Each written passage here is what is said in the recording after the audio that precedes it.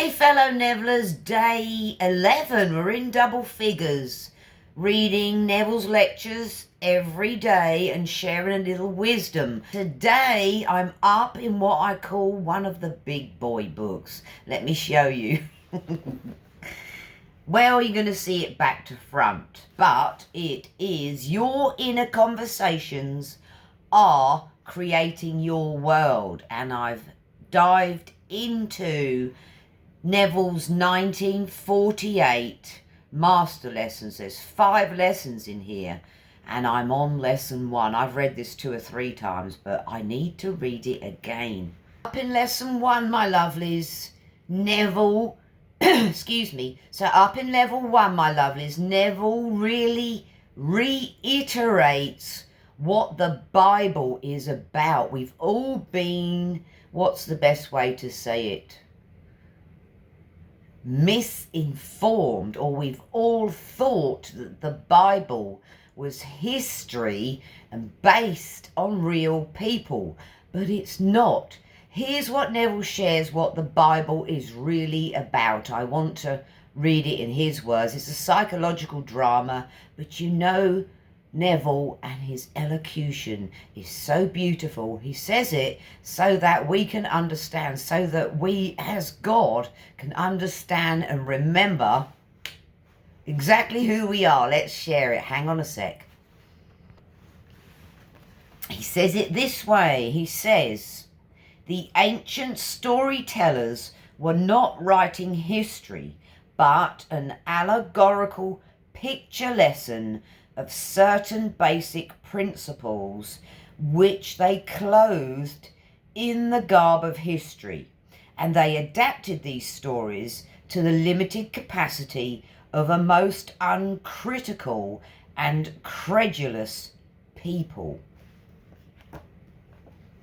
And then he goes on to say what I was trying to babble about. He says, throughout the centuries, we have mistakenly taken personifications of persons, allegory for history, the vehicle, i.e. the Bible, that conveyed the instruction for the instruction, and the gross first sense for the ultimate sense intended.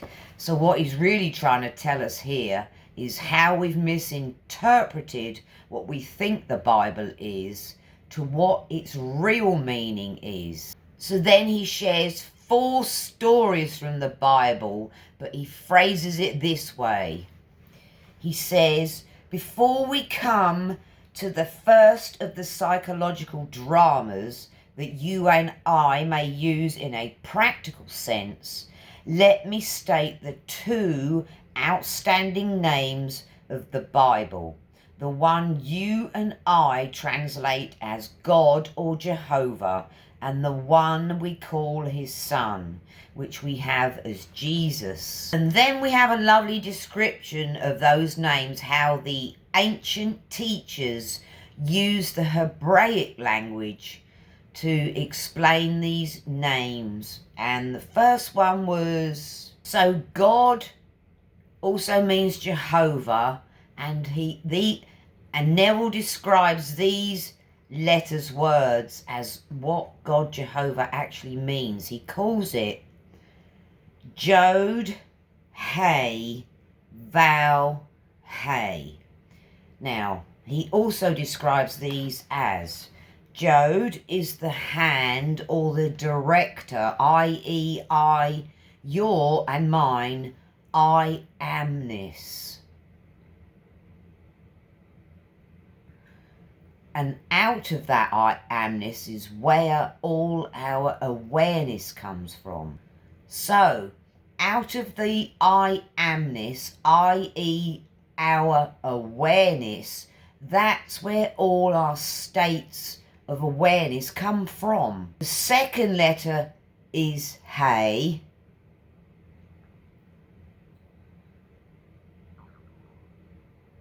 which is a symbol of a window, i.e. an eye. The third letter, GOD JEHOVAH, its purpose is a nail. It binds together, i.e. it binds together what we want, our wish and our desire. And the last hey is another window, so it's Jod, hey, Vow, hey. That's how they spelt or kind of wanted to show us what God or Jehovah means. And the second name that's important in the Bible is Jesus. They add an A in and a shin to the name Jesus. The shin in the name Jesus is the flame, as he describes it, within us that can consume that which we don't like. I.e., when you close your eyes, you shut out what we call our objective world, which is available to us via our senses, eyes, taste, hearing. That we shut out, and then we consume that which we don't like, which is in our consciousness. We're aware of it in our consciousness. So we use the tooth, the shin, the power within us to close out what we don't want to be aware of, i.e. the unlovely states. Neville describes it this way. He says there are two names which give you dominion, which we've just discussed, God, Jehovah, and Jesus. And then he says you have dominion if, as you walk the earth, you know that your consciousness is God, the one and only reality. You become aware of something you would like to express or possess. You have the ability to feel you are and possess that which but a moment before was imaginary. If these two names are clear in your mind's eye, you will see that they are your eternal names. As you sit here, you are this Jod, hey, Vow, hey. You are the Jod, he, Vow, shin, ayin. The stories of the Bible concern themselves exclusively with the power of imagination.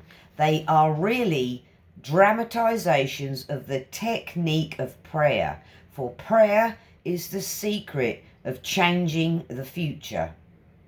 The Bible reveals the key by which man enters a dimensionally larger world for the purpose of changing the conditions of the lesser world in which he lives. Extremely powerful and empowering that you and I, everyone in the world, has this ability via our I amness, our imagination, to use the tooth, the fire that consumes within us, to destroy, how can we put this? To destroy or take our attention away from the unlovely states that we've created in our world, i.e. in our consciousness. What we are aware of is only a memory. It's not actually real. That's about where I am in my journey, fellow Nevillers. Understanding that all these things I think are my problems, they're not real. They're just, I guess we could say, figments of my imagination. So, understanding the Bible to be a psychological drama, i.e. in the mind of man, if we read it and understand it, the stories that they're trying to tell us in the Bible, we'll realise that it's not people they're talking about. It's in our minds, in the minds of man. We are Jacob, Isaac, Noah, and all the other beautiful souls that are mentioned in the book. So that's today's message, really, fellow Nevillers. Don't get sucked into 3D like I do, although we do. Remember our power. Remember we are a creator. Let's stick our nose in the Bible read some of the stories and then understand what it's trying to tell us.